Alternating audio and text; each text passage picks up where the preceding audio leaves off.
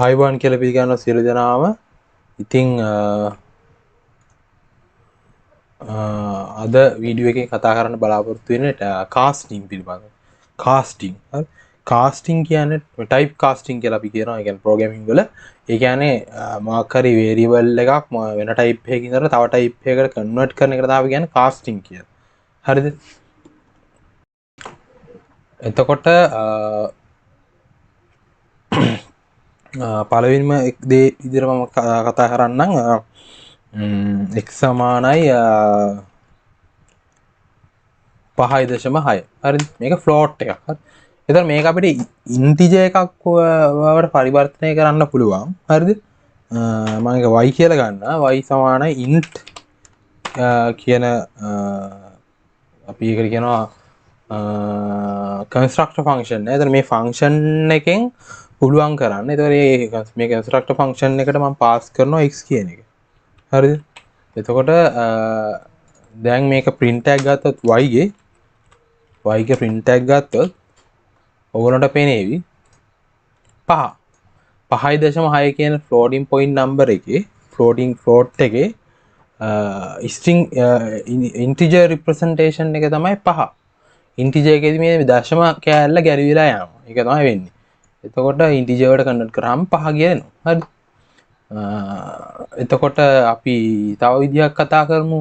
ඔයාලා මතක ඇති මොකක් හරි සංඛ්‍යාවක් string වලට convert කරා කලින් වීඩියෝ එකේදී. ඒතර str කියන constructor function එක තමයි මෙතන පාවිච්චි කරන්නේ. ඒතර මේ function එකේ str කියන function එක පාවිච්චි කරන්නේ. ඒතර මේක run කරාට පස්සේ 5.6 string විදිහට තමයි එන්නේ. දැන් මෙතන පේන්නේ නැහැ string ද නැද්ද කියලා හරියටම. ඒක බලන්න නම් type එක ගත්තා නම් හරි. type එක ගත්තා නම් හරි. දැන් මේක run කරොත් class string කියලා එනවා. හරිද?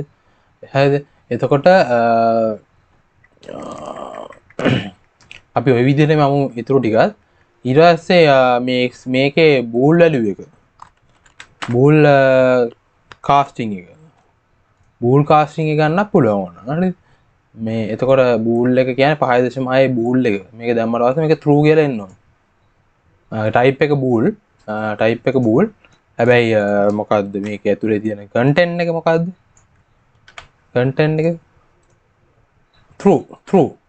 බිංදුව ඇරෙන්න අනිත් ඔක්කොම values වලට මේක එන්නේ true කියලා. බිංදුව දැම්මොත් ඔයා 0.0 තමයි float වල බිංදුව represent කරන්නේ.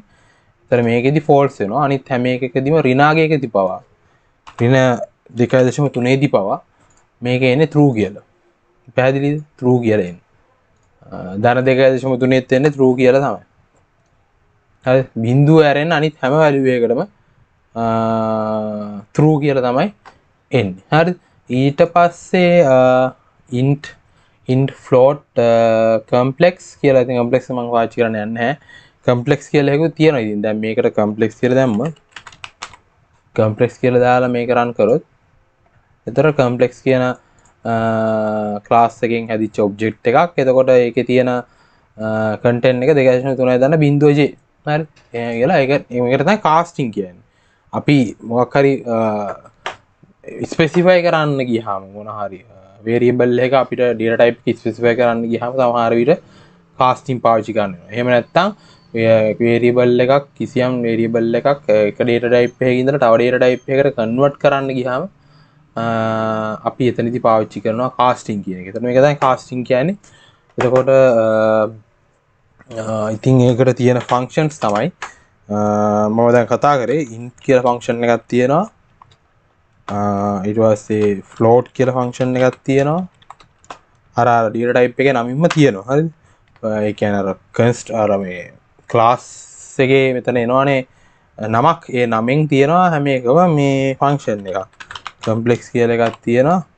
දැන් bool එකට මොකද්ද තිබුණේ? මේක දැන් bool දැම්මම පස්සේ මොකද තියෙන්නේ? class bool. ඒතර bool එකේ ඒතර ඒක දාන්න ඕනේ bool මෙතන දාන්න ඕනේ ඒතර bool. මෙතන bool නම් තියෙන්නේ එහෙනම් මෙතනත් bool තමයි. හරි. boolean කියලා එකක් තියෙනවද බලන්න. boolean කියලා නෑ. boolean කියලා එකක් නෑ. bool කියලා විතරයි තියෙන්නේ. එතකොට int float complex ඊට පස්සේ bool string මෙයා තමයි constructor functions ටික. එතන මේ functions පාවිච්චි කරලා අපිට පුළුවන් type casting කරගන්න Python වලින්. ඉතින් අද වීඩියෝ එක කෙටි. එහෙනම් හැමෝටම සුබ දවසක්. අයබෝන්.